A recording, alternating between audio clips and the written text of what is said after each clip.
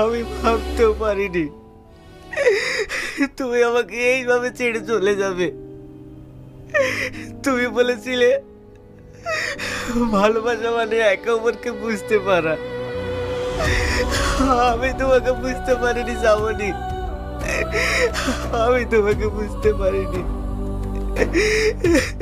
ভালোবাসা থেকে আমরা হারিয়ে যাই না, আমরা শুধু চুপচাপ হারিয়ে যাই নিজের অজান্তে।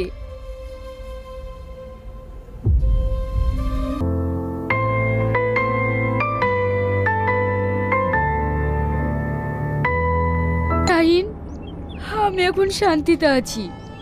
তোমার রাগের মধ্যেও আমি একসময় ভালোবাসা খুঁজে পেতাম। আজও বৃষ্টি পড়লে মনে হয় তুমি জানালার পাশে বসে আছো। যদি কখনো আকাশের দিকে তাকাও তাহলে